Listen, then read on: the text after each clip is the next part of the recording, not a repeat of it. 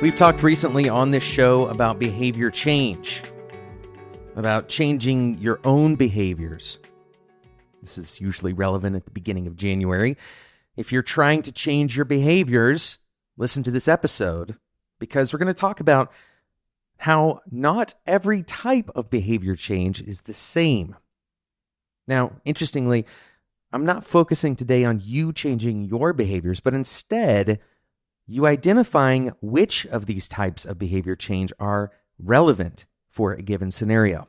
Over the course of your career, you will likely need to implement some kind of behavior change for yourself, and you will likely need to be a part, an influence, a factor in someone else's behavioral change. This is especially true if you become a manager.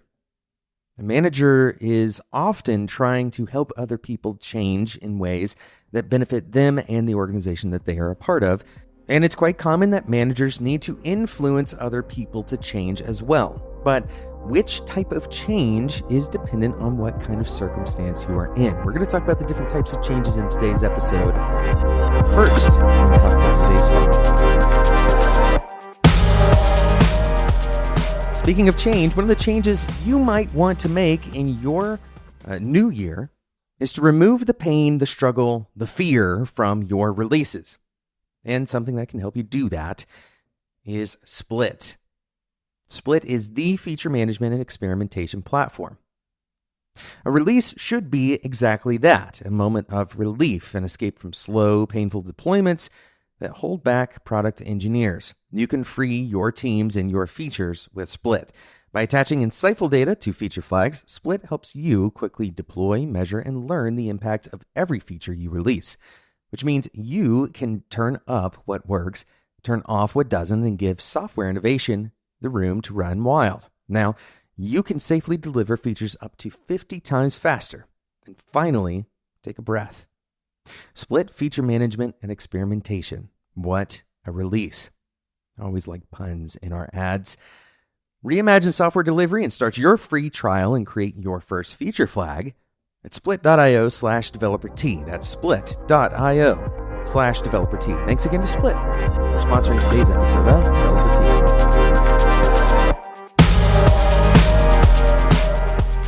Not all behavior change is equal. However, in a given instance, the outcomes might be. And so if you are trying to affect behavior change for another person, it's important to select which kind of behavior change you care about. It's possible that all you care about is the outcome. And you'll see why this is relevant in just a moment when we go through these different types of behaviors. Sometimes we get confused. We get confused and we select the wrong type. So I want to give you a framework to think about this, but understand that this is only a framework. This is actually more like a sliding scale, a continuum. On one end of the scale is compliance. This kind of behavior change is perhaps the least sustainable because at the end of the day, compliance is about somebody doing something because they have no other choice, or at the very least because the alternative is much worse. But usually compliance is associated with doing something that you don't really want to do, but you sort of have to. In other words, you're choosing between two things that you don't want. The reason this is on one end of the spectrum, and that same end of the spectrum is not something like mindless behavior or autonomous behavior, is because it is the most fragile in the sense that someone may actually be motivated to stop doing that thing. That behavior change is fragile or non-sustainable at the very least, because if given the opportunity, if that person could escape the need for the compliance, they may not do the thing you're asking them to do. The second type of behavior change is direct reward or direct incentive behavior change. This kind of behavior is something that someone is doing for a direct payout or a direct reward. They may have a neutral position towards the behavior itself. Instead, they are doing it purely in a transactional sense. Now, this one is less fragile than the previous one because a person doesn't necessarily want to stop doing the thing. They're not actively against doing it, but they are only doing it in response to some incentive. Now, the threats to this kind of behavior change is simply that if the incentive is exceeded by some other behavior that they are neutral towards, they're likely to change their behavior to that other neutral behavior. In other words, if I can do the same job elsewhere and get paid more, then why wouldn't I? Another threat to this kind of behavior change is simple adaptation. If a given person is receiving a particular incentive, over time, that same incentive becomes less attractive. In other words, that person has adapted to that incentive and it's less rewarding than it was before, even though the incentive itself didn't change and neither did the behavior.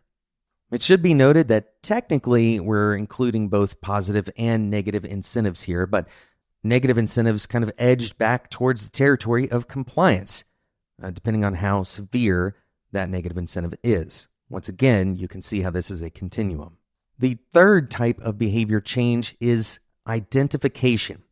This kind of behavior change is behavior associated with something that you identify with. In other words, you may want to do that thing. You may want to be the kind of person that does that thing. It may align with the values that you desire to display to the world. You can think about identification as a signal about what you care about. The final type of behavior change, which is quite similar to the third type, is internalization. Internalization means that the behavior is a fundamental part of your identity.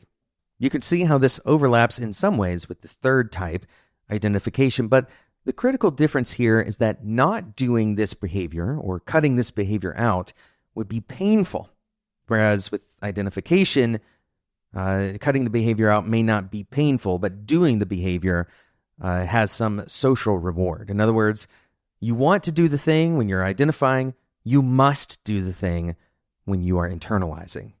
Now, you'll notice that this continuum is essentially the lowest level of buy-in or self-motivation with compliance, all the way up to the highest level of motivation, the highest level of self-buy-in with internalization. Now, here's the important thing to note. From the outside looking in, somebody performing the behaviors, right? Somebody performing the behaviors along this spectrum, the behaviors themselves may look exactly the same. Set aside the idea that motivation may improve the quality of some behavior. If a given person participates in exactly the same behavior, it doesn't really change from the outside looking in which type of these behavior changes they are responding to. And for what it's worth, we're not just talking about changes, although that is the critical kind of center of the discussion. We're also just talking about behavior in general, motivations for any kind of behavior. But if your intent is to change someone else's behavior, you should be careful about which of these models you're trying to encourage. The highest level of buy-in is, in theory, the most sustainable kind of behavior. But many times it's functional to use behaviors along this entire continuum. No matter how hard I wish I didn't have to do it, I have to prepare for taxes. This is a compliance behavior that I participate in. There's no sense in trying to make paying taxes a core part of my identity.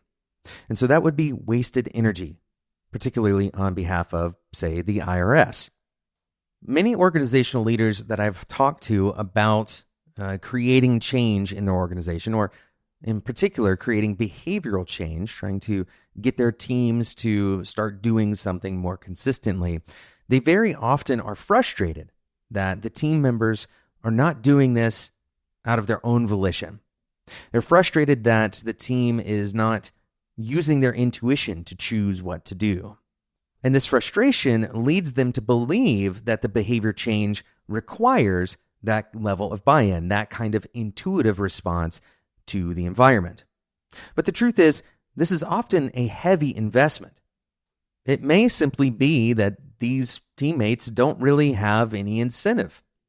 Or maybe they don't realize that these behaviors are something that they can identify with. Simple adjustments in the mid-range of this continuum are likely to be more effective than trying to shoot for the end ranges. In other words, those same executives often believe that the only parts of the continuum that exist are the ends. Either somebody internalizes how they should behave, or we have to force it through some kind of compliance, threats of firing, etc. There is a lot to be gained in exploring the mid-range of buy-in, particularly what kinds of incentives could we provide? Could we improve our incentive system or clarify it so that the incentive system is more effective? Could we be clearer about our values and how this particular work is serving those values? Maybe our engineers will buy in better by identifying with our values and understanding that the work is furthering the values themselves.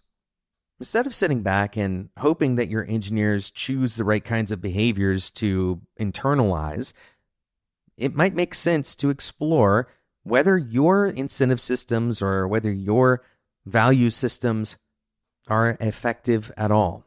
Maybe you don't have an incentive system. Maybe it's not clear why I should even try to internalize this behavior. Of course, there are things that do fit on those two ends. Taxes, like we mentioned already. But then on the other end, things like treating our coworkers with kindness and respect.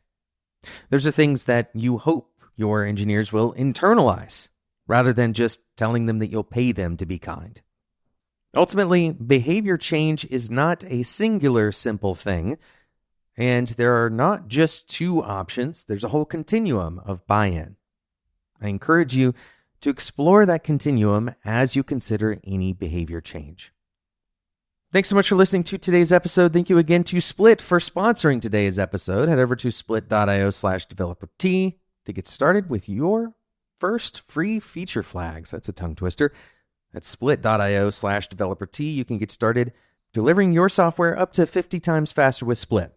If you enjoyed this episode, if you want to take this conversation further, kind of do the after show with us on Developer T, head over to developer-t.com/discord. This is a totally free community. We will always be free. I'm much less active on Twitter these days. Discord is kind of my chosen interaction platform. So please join us over there. We have a book club in that community. We are likely to continue investing more in the Discord community and all of the various things that Discord enables. I have yet to actually explore that fully. So hopefully this year will be a big year of growth in that community. I encourage you to join it so that you're not just listening to this podcast and then wondering how you apply it. You can come and talk about those strategies with that community there. It's developer-t.com/discord. Thanks so much for listening. And until next time, enjoy your tea.